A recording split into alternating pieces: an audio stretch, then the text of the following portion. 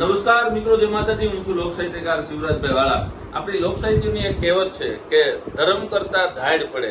એ અમારે રસિકભાઈને સાર્થક થયું.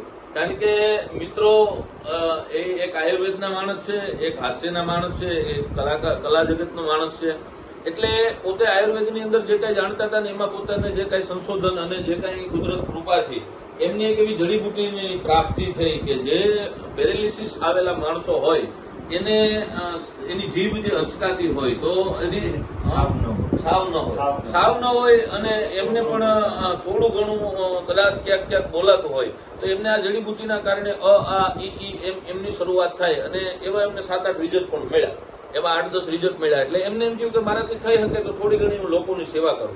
એટલા માટે એને એક વિડીયો વાયરલ કર્યો પોતાનો કે ભાઈ આવું હોય માત્ર ને માત્ર પેરેલિસિસ, પછી કોઈ બીજા કારણોસર હોય, પછી એમાં ઉંમર કામ કરતી હોય, માણસના કર્મ કામ કરતા હોય, માણસના જીવન કામ કરતા હોય, માણસની કઈ રીતે એવા રોગ હોય, પ્રકૃતિ હોય, શરીરની નોખી નોખી તાસીર હોય, તો હરેકને આ જડીબુટી લાગી જાય એવું હોતું નથી. પણ માણસ અડધું સમજી અને હેરાન કરવાની ભાવનાથી સતત નહીં પણ એમ હેરાન જ થાય. કારણ કે એટલા બધા કોલ આવે તો માણસ એટેન્ડ ન કરી કે એકલો માણસ એની સામે આખું વર્લ્ડ, એક ખાલી ભારતમાંથી નહીં આખા વર્લ્ડમાંથી એમને કોલ આવવા મળ્યા. એટલે પછી પોતે મારો મિત્ર છે એને હેરાન થઈ ગયા છે.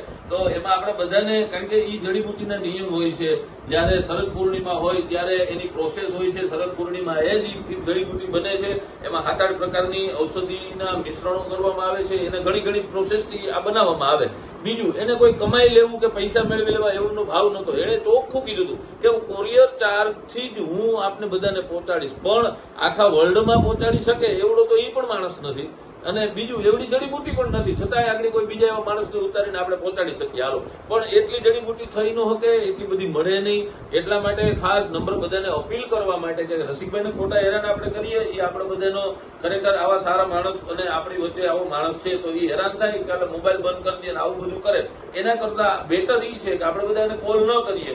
આવતી શરદ પૂર્ણિમાએ પાછી એનાથી જેટલી થઈ શકે એટલી મહેનત કરીને જડીબુટી તૈયાર કરે, જેટલા માણસોને રિઝલ્ટ મળે. કારણ કે આ તો આયુર્વેદ વસ્તુ છે, કોઈની દુનિયામાં કોઈને નુકસાન કરતી નથી અને તો આપ બધા જાણો છો. એટલા માટે, કારણ કે પોતે માનસિક થઈ જાય, એક તો એટલા કોલ આવે, ઘણા તો એવા ફોન આવે કે આપણે રૂબરૂ આવી જઈએ. કારણ કે આ કોઈ રૂબરૂ કોઈ ઓપરેશન નથી, કે આ કોઈ ટ્રીટમેન્ટ નથી, આ ઘરે લે અને ડોક્ટર નથી પોતે.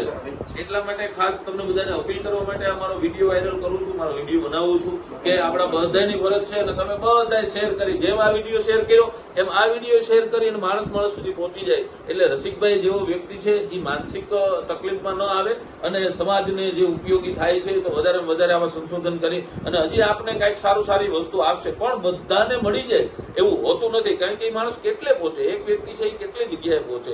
એટલે ખાસ તમને બધાને અપીલ કરવા માટે હું લોક સાહિત્યકાર તરીકે શિવરાજભાઈ વાળા આપને બધાને ખૂબ અપીલ કરું છું, હાથ જોડીને વિનંતી કરું કે મારો મિત્ર રૂબરૂ ન આવવું અને એટલા બધા એમને કોલ ન કરવા. એટલા માટે ખાસ આપને અપીલ કરી છે.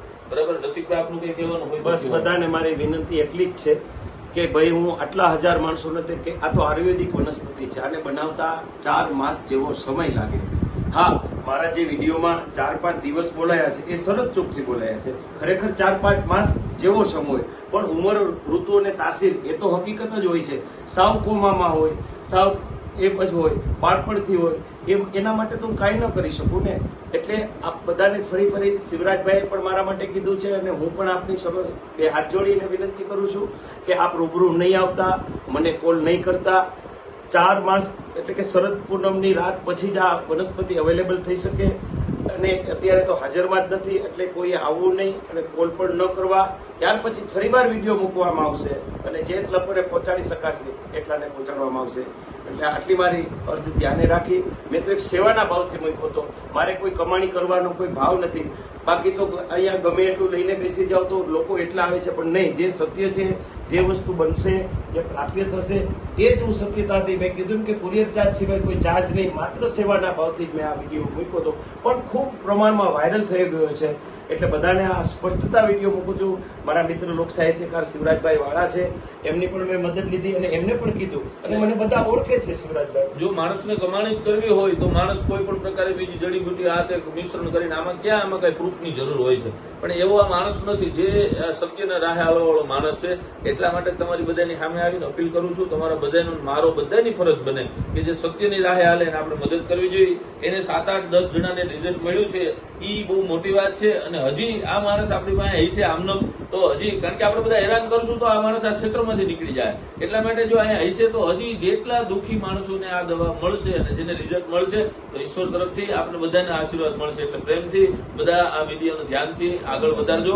શિવરાજભાઈ વાળાના બધાને જય માતાજી, જય રવરાય.